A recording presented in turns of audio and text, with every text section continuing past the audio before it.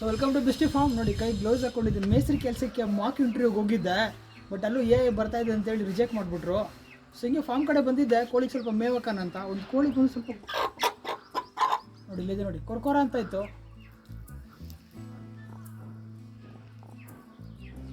ಕೇಳಿಸ್ತಾ ಇರ್ಬೋದು ಸರ್ ನೋಡಿ, ಒಂಥರ ಕೊರ್ಕೊರ ಸೇಮ್. ನಮಗೆ ಸ್ವಲ್ಪ ಜ್ವರ ಬಂದಿದೆ ಮತ್ತು ಕೋಲ್ಡ್ ಕೂಡ ಇದೆ. ಸೊ ಹಂಗೆ ಹೋಗಿ ವಿಮ್ರಲ್ ಸಿರಪ್ನ ನಾವು ಯೂಶ್ವಲಿ ಕೊಡ್ತಾ ಇರ್ತೀವಿ ಕೋಳಿಗೆ, ಬಟ್ ಈಗ ವಿಮ್ರಲ್ ಸಿರಪ್ ಖಾಲಿ ಆಗಿಬಿಟ್ಟಿದೆ. ಸೊ ತೊಗೊಬರೋಣ ಅಂತ ಹೋದ್ರಿ, ಬಟ್ ಮೆಡಿಕಲ್ ಶಾಪ್ ಕ್ಲೋಸ್ ಆಗಿಬಿಟ್ಟಿತ್ತು. ಸೊ ಅದಕ್ಕೆ ಕೋಳಿಗೆ ಅಂತ ಒಂದು ಟ್ಯಾಬ್ಲೆಟ್ ತೊಗೊಬಂದೆ. ಈಗ ನೋಡಿ ಟ್ಯಾಬ್ಲೆಟ್ನ ನೋಟ್ ಮಾಡಿ ಇಟ್ಕೊಳ್ಳಿ, ಸೆಪ್ಟ್ರಾನ್ DS ಅಂತ. ಸೊ ಇದೆಲ್ಲ ಮೆಡಿಕಲಲ್ಲೂ ಸಿಗುತ್ತೆ ಟ್ಯಾಬ್ಲೆಟ್ ನಿಮಗೆ. ಸೊ ಕೋಳಿಗೆ ದೊಡ್ಡ ಕೋಳಿ ಆದರೆ 1 ಟ್ಯಾಬ್ಲೆಟ್ ಹಾಕಿ, ಚಿಕ್ಕ ಕೋಳಿ ಆದರೆ ಅರ್ಧ ಟ್ಯಾಬ್ಲೆಟ್ ಹಾಕಿ. ಈಗ ನೋಡಿ ನಾನು ಕೋಳಿಗೆ ಒಂದು ಹಾಕಿ ತೋರಿಸ್ತೀನಿ ಮಾತ್ರ.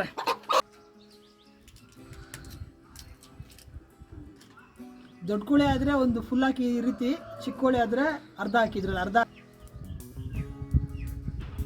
ಟ್ಯಾಬ್ಲೆಟ್ ಹಾಕಿದಾಯ್ತು. ಸ್ವಲ್ಪ ನೀರು ಕುಡಿಸೋಣ ಕೋಳಿ, ಪಾಪ ನೀರು ಸರಿಯಾಗಿ ಕುಡ್ದಿಲ್ಲ, ಡಿಹೈಡ್ರೇಟ್ ಆಗಿಬಿಟ್ಟಿದೆ.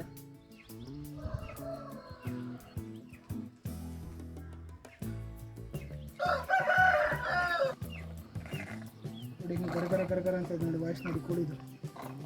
ಮೇವು ಕೂಡ ಪಾಪ ಟಯರ್ಡ್ ಆಗಿರೋದು ಕೋಳಿ, ಮೇವು ಕೂಡ ಸರಿಯಾಗಿ ತಿಂದಿಲ್ಲ ಪಾಪ. ಸೊ ಈ ಕೋಳಿನ ಬಂದೀಗ ಬಿಟ್ಟರೆ ಬೇರೆ ಇರೋ ಕೋಳಿಗಳ ಜೊತೆ ಹೋಗಿ ಬೆರಕೆ ಆಗಿ ಮತ್ತೆ ಇನ್ನೂ ಅದಕ್ಕೂ ಈ ಕಾಯಿಲೆ ಸ್ಪ್ರೆಡ್ ಆಗೋ ಚಾನ್ಸಸ್ ಜಾಸ್ತಿ ಇದೆ. ಇದನ್ನು ತೊಗೊಂಡು ಬೋನಲ್ಲಿ ಹಾಕ್ಬಿಡೋಣ ಬನ್ನಿ.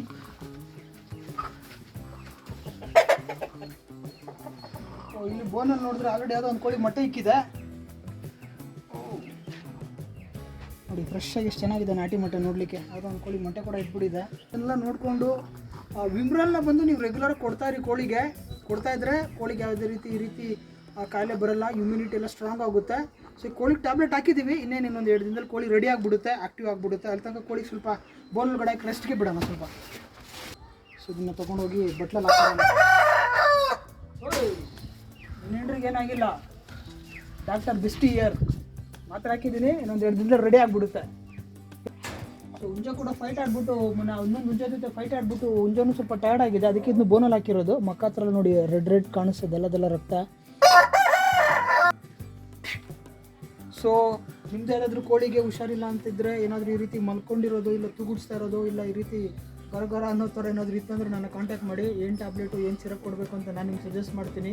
ಸೊ ನೀವು ಕೋಳಿ ಸಾಕೋದಾದರೆ ಡೈಲಿ ಪ್ರಾಪರ್ ಕೇರ್ ಮೇಂಟೈನ್ ಮಾಡಿ, ಇಲ್ಲಾಂದರೆ ಕೋಳಿಗಳು ಸಾಕೋದು ತುಂಬ ಕಷ್ಟ ಆಗುತ್ತೆ. ಸೊ ರೆಗ್ಯುಲರ್ ಆಗಿ ಮಾನಿಟರ್ ಮಾಡ್ತಾ ಇರಿ. ಯಾವುದಾದ್ರೂ ಕೋಳಿಗೆ